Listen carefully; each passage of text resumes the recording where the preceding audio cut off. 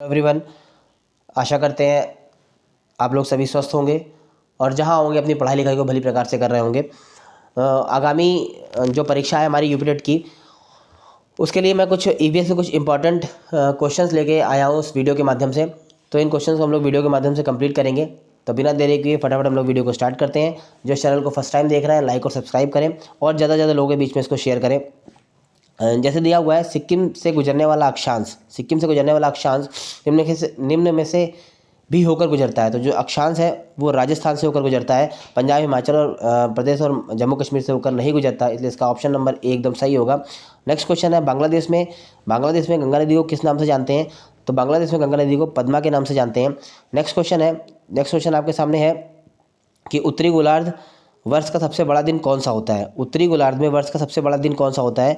तो उत्तरी गोलार्ध में वर्ष का सबसे बड़ा दिन जो है वो 21 जून होता है। 21 जून इसका राइट ऑप्शन है। लेकिन अगर कोई दक्षिणी गोलार्ध पूछता है, अगर दक्षिणी गोलार्ध पूछता है तो उसका जो ऑप्शन है वो होगा आपका 22 दिसंबर। 22 दिसंबर को दक्षिणी गोलार्ध में सबसे बड़ा दिन होता है और 21 जून को उत्तरी गोलार्ध में सबसे बड़ा दिन होता है। नेक्स्ट क्वेश्चन है कि मानव आहार में पॉलिश किए हुए चावल के उपयोग से निम्न में से कौन सा रोग होता है? तो अगर मानव आहार में हम पॉलिश किए हुए चावल का उपयोग करते हैं तो बेरी रोग होता है। इसका जो बेरी रोग होता है और ये विटामिन B1 की कमी से भी होता है, विटामिन B1 की कमी से भी होता है। नेक्स्ट क्वेश्चन है, निम्न में कौन एक सत्य फल नहीं है? तो जो सेब है वो सत्य फल नहीं है। सत्य और असत्य फल क्या होते हैं? ऐसे फल जो अंडाशय से विकसित होते हैं, ऐसे फल जो पुष्प के अंडाशय से विकसित होते हैं, उन्हें हम सत्य फल कहते हैं। उन्हें हम क्या कहते हैं? सत्य फल कहते हैं। लेकिन जो अंडाशय से विकसित नहीं होते हैं, पुष्प के अन्य भाग से होते हैं, जैसे जैसे बाह्यदल हो गए, पुष्पासन हो गए, उनको हम लोग असत्य फल कहते हैं। तो जो सेब है वो एक असत्य फल है। अगला क्वेश्चन है, जैव विविधता का सबसे महत्वपूर्ण पहलू क्या है? जैव विविधता का सबसे महत्वपूर्ण पहलू है पारिस्थितिक तंत्र। जैव विविधता का सबसे महत्वपूर्ण पहलू है पारिस्थितिक तंत्र। नेक्स्ट क्वेश्चन आपके सामने है, किस देश के राजनीतिक नेतृत्व को प्रिंसिपल के नाम से जाना जाता है? किस देश के राजनीतिक नेतृत्व को प्रिंसिपल के नाम से जाता है? प्रिंसिपल के नाम से। तो उसका ऑप्शन चीन एकदम राइट होगा। चीन के जो राजनीतिक नेतृत्व है उसको प्रिंसिपल के नाम से जाना जाता है। नेक्स्ट क्वेश्चन है, सब्जी के काम आने वाले पौधे के अध्ययन को क्या कहते हैं? सब्जी के काम आने वाले पौधे के अध्ययन को क्या कहते हैं? तो सब्जी के काम आने वाले पौधे के अध्ययन को ओरिलोकल्चर कहते हैं। ओरिलोकल्चर, ठीक है। अगर फ्लोरिलोकल्चर की बात करें तो हम यहाँ पुष्प का अध्ययन करते हैं। हार्टिकल्चर बात करते हैं तो हम लोग यहाँ पर क्या करते हैं? हम लोग यहाँ पर बागवानी का अध्ययन करते हैं। नेक्स्ट क्वेश्चन है कि मशरूम क्या है? मशरूम क्या है? मशरूम एक कवक है। मशरूम क्या है? मशरूम एक कवक है। और पहला जो पेनिसिलियम नोटेटम था वो जो उससे हम लोगों ने, अलेक्जेंडर फ्लेमिंग ने पहली जो प्रतिजैविक औषधि थी पेनिसिलिन फाइंड आउट करी थी, यानी प्राप्त करी थी। पेनिसिलियम नोटेटम एक कवक था। नेक्स्ट क्वेश्चन है कि निम्न में कौन पारजीनी पौधा है? अगर हम पारजीनी पौधे की बात करें तो गोल्डन राइस जो है पारजीनी पौधा, और गोल्डन राइस में विटामिन ए भरपूर मात्रा में पाया जाता है। विटामिन ए भरपूर मात्रा में पाया जाता है। अगर हम बात करें पारजीनी पौधे में, गोल्डन राइस इसका ऑप्शन होगा और गोल्डन राइस में विटामिन ए भरपूर मात्रा में पाया जाता है। नेक्स्ट क्वेश्चन है, ओजोन परत संरक्षण दिवस कब मनाया जाता है? ओजोन परत संरक्षण दिवस मनाया जाता है बेटा, ओजोन परत संरक्षण दिवस आपका मनाया जाता है 16 दिसंबर को। ओजोन परत संरक्षण दिवस मनाया जाता है आपका 16 दिसंबर को। इसका फर्स्ट ऑप्शन सही रहेगा। 5 जून को पर्यावरण दिवस मनाते हैं और 23 मार्च को हम लोग बनाते हैं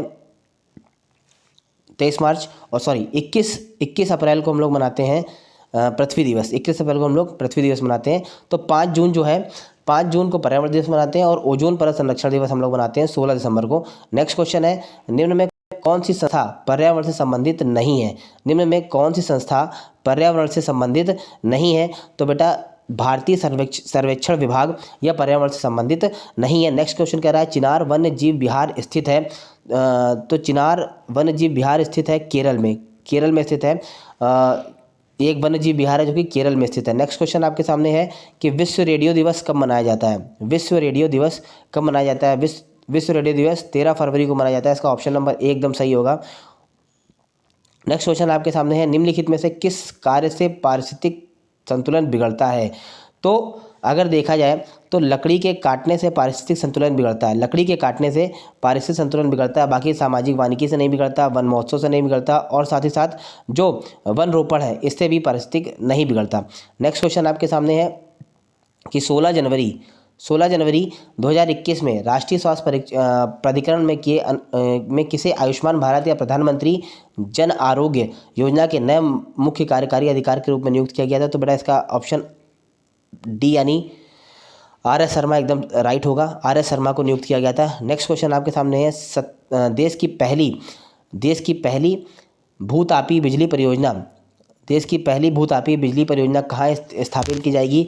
तो बेटा इसका ऑप्शन पूगा गांव है। पूगा गांव जो कि लद्दाख में है, यहाँ पर पहली भूतापी विद्युत परियोजना स्थापित की जाएगी लद्दाख में। नेक्स्ट क्वेश्चन है, भोपाल में यूनियन कार्बाइड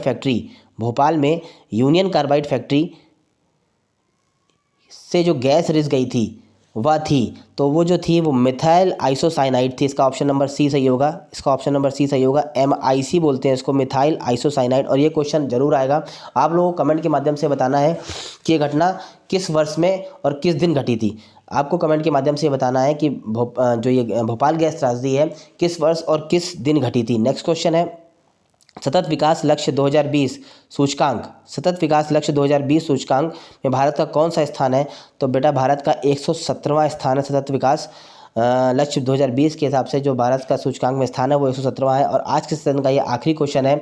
सेशन को ज़्यादा से ज़्यादा लोगों के बीच में शेयर करें और लाइक करें। आज का लाइक टारगेट 500 है। भारत के निम्नलिखित जैव भंडारों में से कौन गारो पहाड़ियों में फैला हुआ है? तो इसका ऑप्शन नंबर ए नोकरेक एकदम सही होगा। इस तरीके से आज ये 20 इंपॉर्टेंट क्वेश्चन लेके आया था।